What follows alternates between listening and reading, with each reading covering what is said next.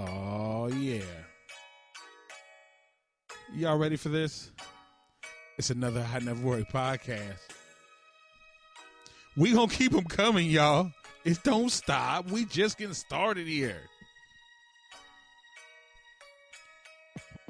Welcome to your I Never Worry podcast with DB and John, where we discuss emotional intelligence with everyday people dealing with everyday situations. We have yet another great episode in store for you today. Mr. Rodney Alamo out of Richmond, California, and that lady that's known to go get it, Miss Shamia Boey, are in the house for this episode. You know, I wanted to remind you to come join us for the ultimate learning experience in our brand new retreat space while enjoying some adult beverages, appetizers, and some great music. You know, emotional intelligence is the ultimate key to success both personally and professionally. These retreats that we have are informative, entertaining, fun, and enjoyable. So come and check us out. You'll get your special edition t-shirt, your book, a reminder band, all kinds of things. Plus, you get to hang around some cool people. 4/22, that is our next event. You can get tickets right now online. Nothing sold at the door. ineverworry.com. Click on the store, Emotional Intelligence Retreats. Hope to see you there. But for now, it's time for your I Never Worry podcast. Ladies and gentlemen, it's your I Never Worry podcast right now. Today, we got two good people from the Bay Area.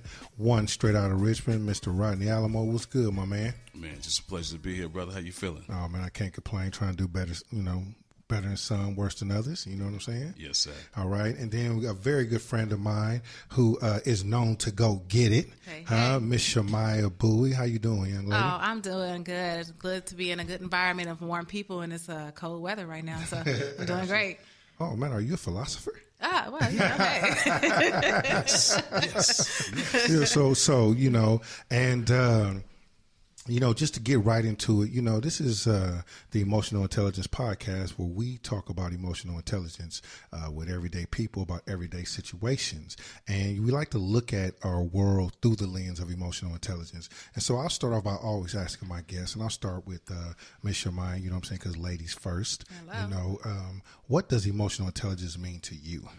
Emotional intelligence to me means being able to take whatever I may be going through and making sure that I'm accountability for what my emotions or how I'm going to react to what I'm going through.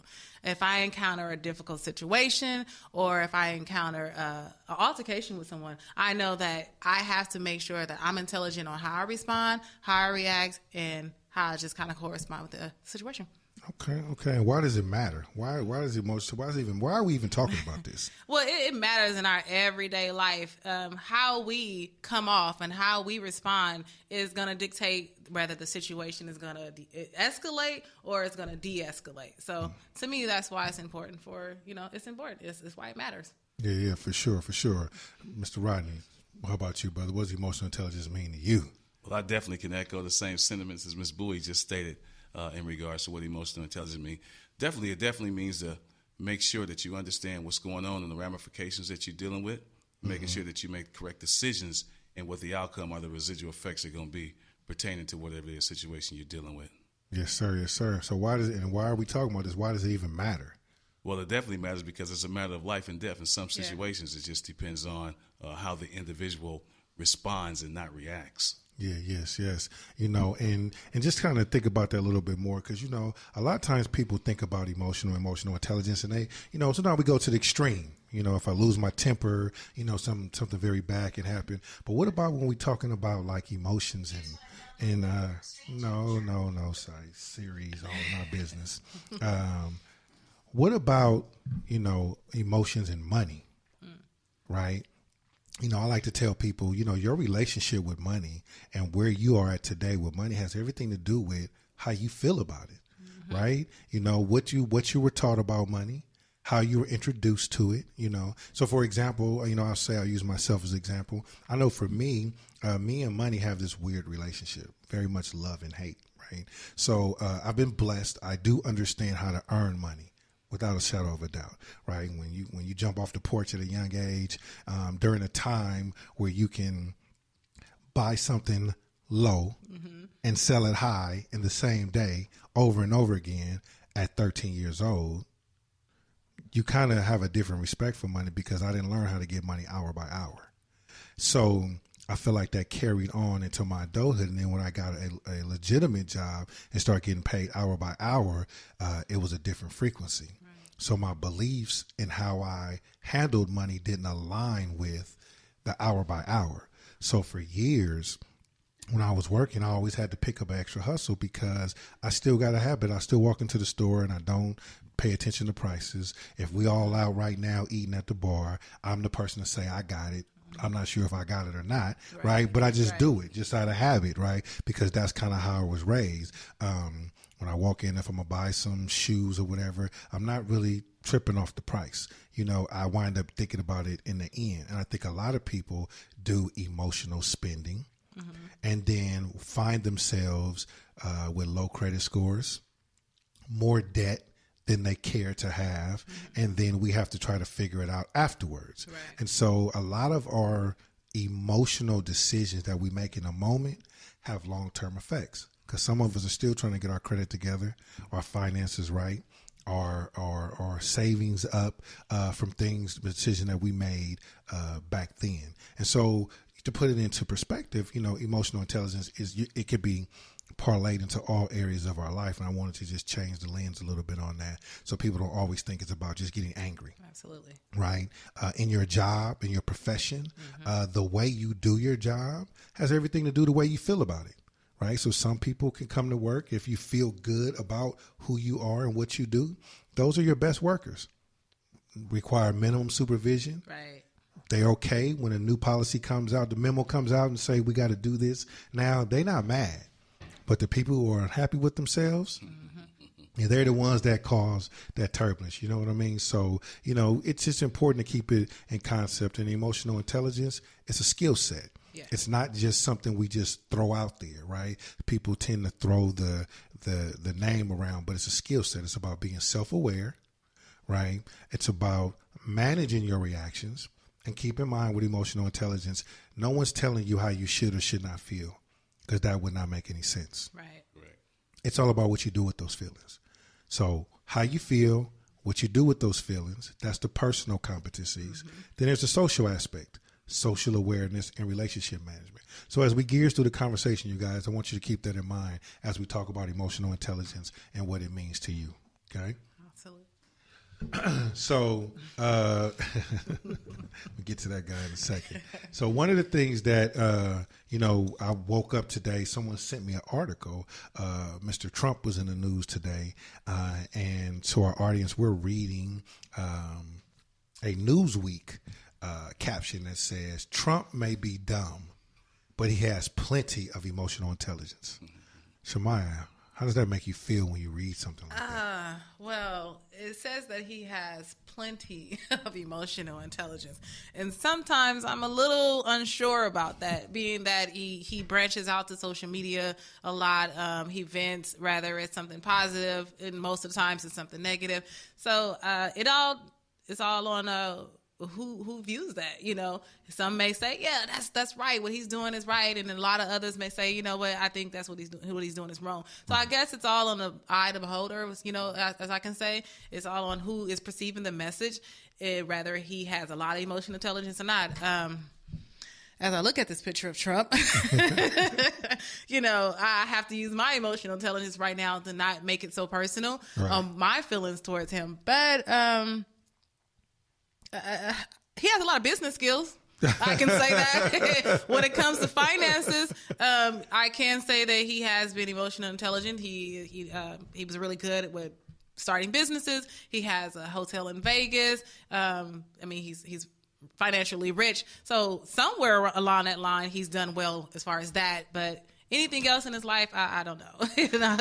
And that's a good point. And, you know, before I go to Brother Rodney, you know, what I think about when I see this. So someone sent this to me, obviously, because it has the terminology in it, emotional intelligence. Right. And I really stay away from politics as much as possible. And you know, and I'm not really going to, you know, try to dive in and sway our audience one way or another, but I because they're talking about emotional intelligence, I think that activates me to participate in the conversation, and more so because I don't think that's an accurate reflection of what emotional intelligence is. To say that he has plenty of it, I find that challenging. So I read the article, and they definitely acknowledge the fact that he doesn't make the best decisions, but the author put a spin on it, and he says he articulated emotional intelligence is having the ability to influence other people's emotions. Yeah.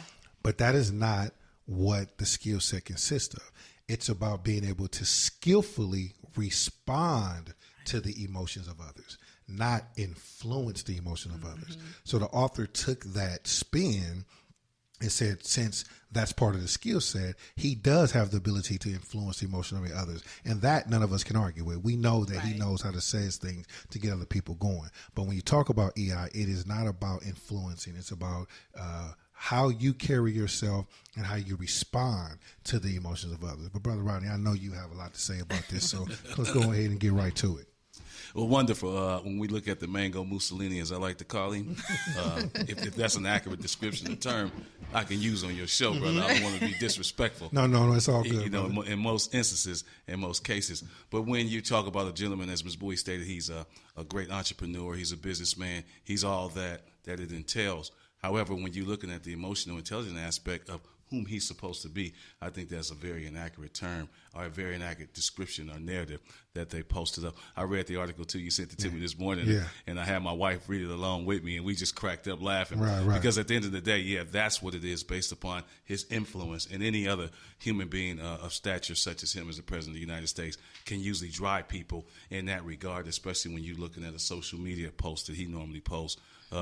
And I always said, and I've said it the other day, y'all gave him too much time in 2017. It's time to refocus the focus and go elsewhere with that. So when you have someone such as his nature to be a loose cannon and drive people of these other emotions, as Ms. Boey said, you know, I can see the other emotions start to come out when I use a description about that gentleman. But at the end of the day, hey, we have to keep the respondent in order instead of the reaction in order. So let me ask you, so emotional intelligence is not used to influence?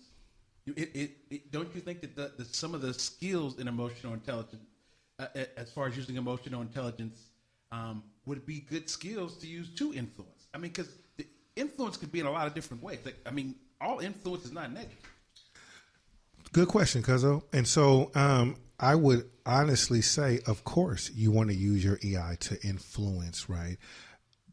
But we have to keep everything in context, right? And like Rodney said, but this is the leader, right, of the free world, so to speak. Like it's just like a CEO of a company is responsible for what he or she does for that company because of the image of the company, right? Right. So when I worked at Juvenile Hall, right, people that was not leaders, right, if one of our staff, right, use excessive force with a kid, and then if we make the paper, I could be at the grocery store 3 weeks later and a person will look at me because I got my shirt on and be like, y'all up there beating up on the kids. Oh, wow. Right? This one person becomes a reflection of the entire department. Same thing with police officers, right? One police officer makes a bad shooting and all of a sudden everybody's like, F the police. We all know why we feel like that, but the reality of it is everybody is not, right? All police are not bad police. They're human, right? And so people forget that at times. And so, you know, I look at it like, and I think the reason why most folks get upset about what's happening, because we feel like, especially if you're talking about minorities, because we feel like if Obama had did everything that he was doing, it'd be a different narrative. And we don't like to try to put race in it, but that's what our people are thinking about when they hear this stuff or see this stuff. And so we always feel like there's some favor, which draws the emotion, which excites the energy, which is why, right, there's always a conflict. If you post something about Trump on your page, all of your folks are with you. people that are on, on a different, walk of life will find reasons to justify his actions. And so I just think, to your point, Cuzzo, I think that he should be the emotional intelligence, the part of the grid he should be exercising is the self-awareness and managing his reactions, because that is the true skill set when it comes to being emotionally intelligent. But in politics, the true skill set is influence.